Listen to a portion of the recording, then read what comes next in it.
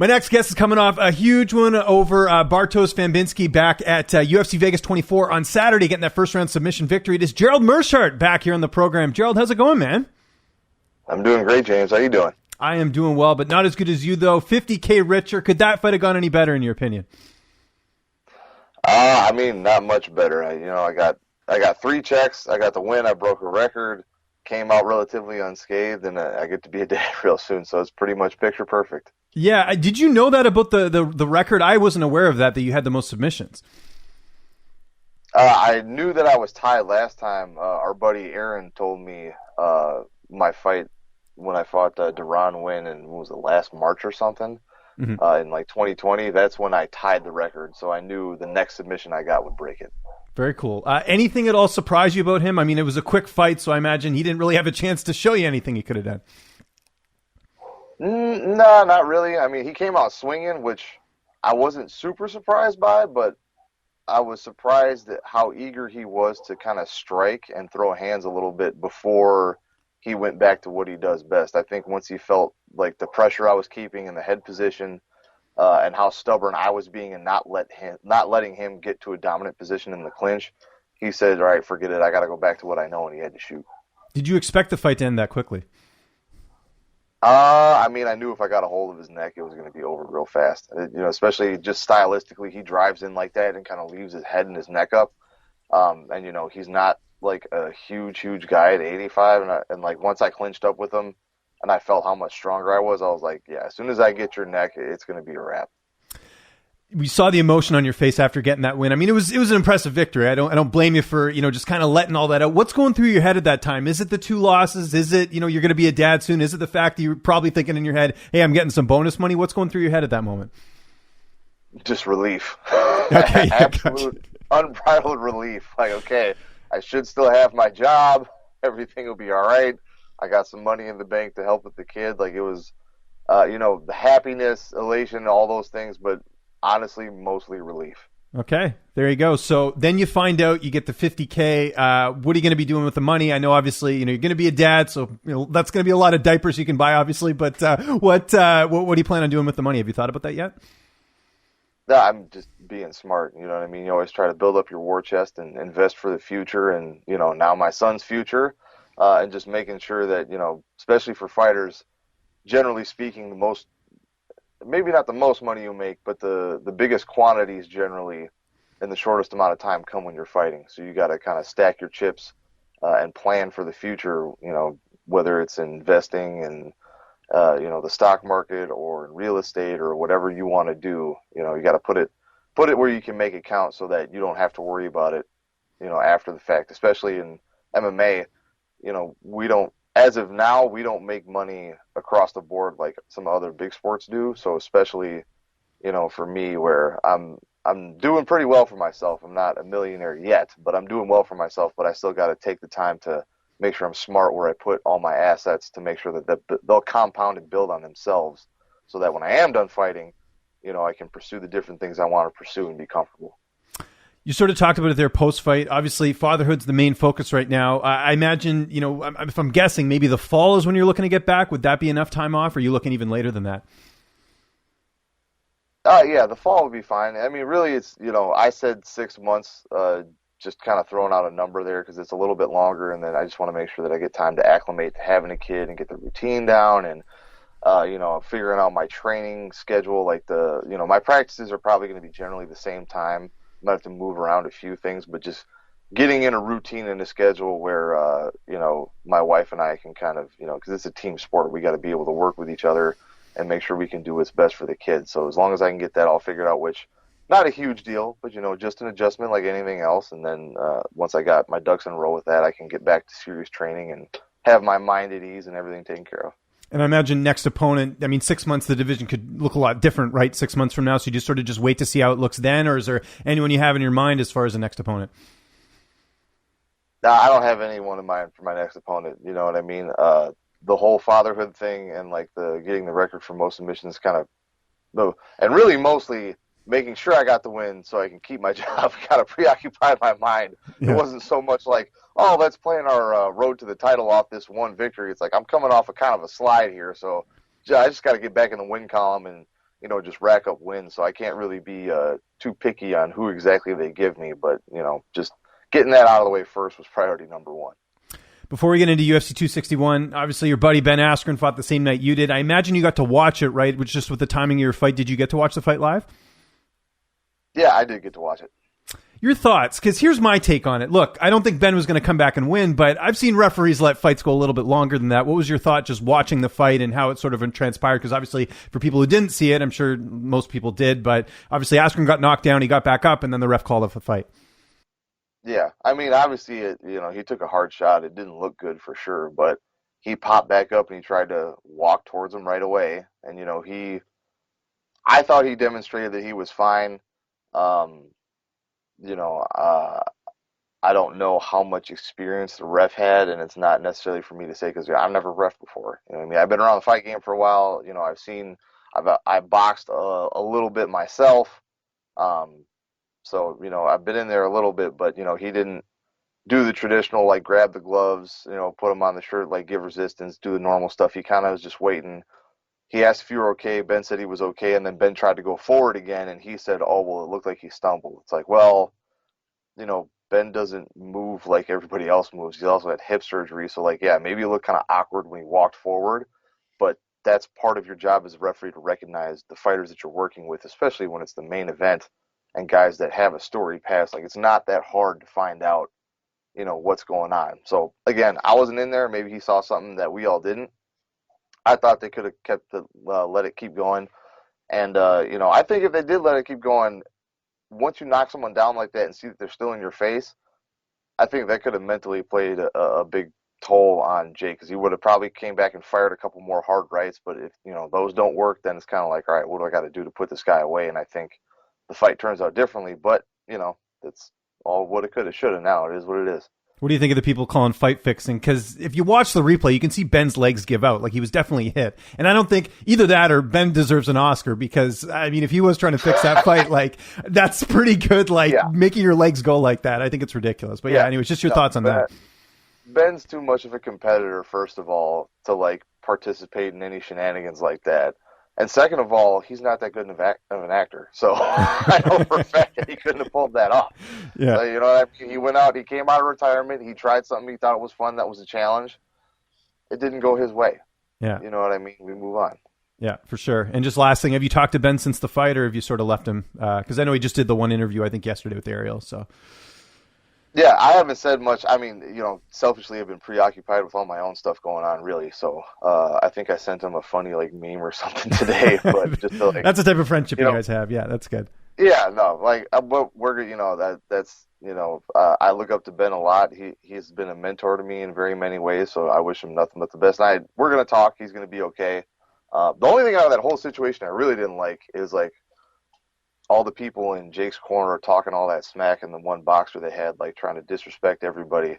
And it's always funny to me that you notice that boxers want to act a certain way and talk about how tough they are, and like they're the real deal, quote unquote. But they don't ever want to come to MMA. You know what I'm saying? They're like, oh, well, you come take box down. me. Yeah, exactly. We saw what happened to James Toney, right? It's like, yeah, and it's like, hey, as far as I knew, if you're talking about coming from rough areas and all that stuff, the fight don't stop when you hit the ground. You can still get stomped out. So all you guys want to, talk about how you're quote-unquote boxers. Well, that's why they call you boxers, because you're not a fighter. You don't fight everywhere. So, and really, the closest in between I could think of would be a Muay Thai fight, right? Because there's a little bit of grappling, but there's no takedowns, no submissions, but there's still striking. You can still use your hands. So I think that'd be the fairest way, if you really wanted to have some of these crossovers, is make them Muay Thai fights. Or, if the boxers want to just sack up a little bit and, actually show that they're a man for real, they can just deal with an MMA fight and we can figure it out. Well said. Don't you think this kind of sets up a Woodley fight, though? I mean, that seems like, I mean, we saw the whole altercation in the back, like, assuming Jake wants that fight, because who knows, he might, maybe he's going to pick someone else, but that would be interesting. It sort of sets everything up, right? It would be interesting, but he doesn't want that. I promise you, he doesn't want that. I had to pretend to be Robbie Lawler and Darren Till, and let me tell you, he doesn't want that. I promise you. Like, I'm a guy that's his size, that's actually a fighter. I've been fighting for longer than I've done anything else in my life, and trust me, he does not want those problems. That's why he had his his little boy come out and come after Tyron Woodley and say like, all right, well, you fight the boxer, and then he wants to fight Cormier because I don't know why he think that'd go much better, but yeah, he doesn't want that smoke. Okay, well said. Let's talk UFC 261. We got a lot of interesting fights. We're just going to talk about the 3 title fights and then the one fight that's actually in your division. Chris Weidman, we'll start there first. Chris Weidman, Uriah Hall, the rematch. Of course, they fought in Ring of Combat. Now they're getting this rematch now. It was supposed to happen earlier this year. Weidman gets COVID. They moved the fight. Now the fight's dead even, according to Fanduel. It's at 115 apiece. Who are you liking in this one? How do you think this one unfolds? I mean, I kind of agree with the dead even, honestly, because, both guys have had their ups and downs. Weidman clearly has the advantage grappling. I would give a slight edge in striking to Uriah Hall, especially lately. He's looked a lot better. His style still remains the same somewhat, but he's got a little extra stank on some of them strikes, right? Like he's trying to throw in fight enders, not just score points. And I think that makes a big, big difference. And, we've seen Weidman struggle a little bit with some of the more explosive strikers. So I think that'll play a big factor in this. But, again, Weidman also beat Anderson Silva 2 times. You know what I mean? Like, he's still really, really good. He's also a very decorated wrestler and a really good grappler. So it's like, who gets their game off first? Yeah, for sure. What a ringtone, by the way. That was great. No, it's all good. That's I respect a good ringtone. I hate people who have just like the generic one. Like, be a little creative here, So I'm the same way. Valentina Shevchenko, Jessica Andrade. Believe it or not, Valentina. Well, if you go to FanDuel right now, Valentina Shevchenko minus 400, which you would think is a lot, but it's not for Valentina. I mean, usually she's like minus 1,000, a bit higher. So the comeback on Jessica Andrade plus 300. Who are you picking here? I'd have to say Valentina. I don't see how Andrade is going to be able to deal somebody who's just as physical as she is, just as strong, if not maybe a little stronger, and can fight at range. Because that's the one downfall Andrade has. Like, she's got heavy hands, she's tough. We've seen her slam people before, but she kind of fights in tight. Like, she doesn't really use her reach as well as she could. And I think that with somebody like Valentina, who not only hits hard, but hits hard at distance, Andrade has to come forward into the line of fire, and I haven't seen anybody really be successful with Shevchenko in that case yet. And then the co-main event, Weili Zhang, Rose Namajunas. Weili Zhang, the favorite, minus 192. Rose Namajunas, plus 154. A close fight, like the odds indicate. Who do you think takes it? Yeah, I don't know. I'm dead even on that one, too. I think Weili's got a little bit better chance if they get in close because she lets them fly, right? Like, she gets in the clinch. She's really dangerous. Good combinations. I think Rose is a little more technical. She's going to be a little more dangerous on the outside. I might even give her an advantage in power, not from like a raw strength standpoint, but I think her technique and the yoke at the end of her punches make a big difference, right? Where she uses her long frame really, really well. And you can tell she got her base striking from Rufus Sport. You know what I mean? She uses the angle and the turn of the wrist and the punch to really give it that extra snap. I think that's what, puts a lot of girls on their butt. But from raw physical power, I think Weili has a little bit of the advantage where she's more of a go straight forward, run and gun, almost like a John Wayne Parr, right? She just gets in there and she starts throwing everything in the kitchen sink, and she's strong enough where if it touches you, especially with 4-ounce gloves, you're going to get your bell rung. So you mentioned being sort of split on the pick. Do you think this fight goes the distance, or do you think it ends within the 5 rounds?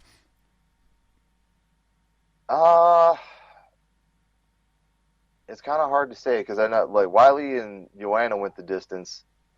Rose dropped Joanna, but it's like, MMA math like that doesn't really work No, it out. doesn't. Yeah, it's true. It's true. You know what I mean? So wouldn't even be surprised, honestly, to see Weili get some takedowns on Rose. But then that's a whole nother interesting game, right? Because, like I said, I think Wiley's probably a little bit generally stronger physically, but Rose is really slick off her back. So there again, you have the problem where one's kind of the tank and the other's kind of the sniper. It's just, can Weili stay safe enough with her defense to stave off the sniper attacks of Rose, or can Rose find a chink in the armor and capitalize on it soon enough? So, like, for me, I would think there's going to be a finish, but I think up until that point, it's going to be like a dead heat, and then one of them's going to slip up at some point, and then the other one, as soon as they see that gap, they're just going to run the other one over. And obviously the main event is the rematch. Kamaru Usman, Jorge Masvidal, same sort of thing as the Valentina fight. Kamaru Usman minus 400, Jorge Masvidal the comeback plus 300. Masvidal gets a full camp this time. Is it going to be enough to take out Kamaru Usman? After the last few performances we've seen out of Usman, I don't think so. I think his stand-up keeps getting better. He showed a really, really good jab in his last fight with Gilbert Burns. I mean, albeit against a shorter fighter, but still, he just looked great. He's got a motor for days. And Masvidal has traditionally had trouble with guys that wrestle him. And, if nothing else, Usman's going to strike enough to wrestle him and bully him against the cage. And I just don't see... I mean, anyone can catch anybody, right? And if anybody can catch a person, Masvidal can for sure. But if we're talking about this on paper, tactically speaking, I just don't see how Masvidal... will he do better? I think he'll do better. Maybe he'll win 2 rounds. Maybe he'll even make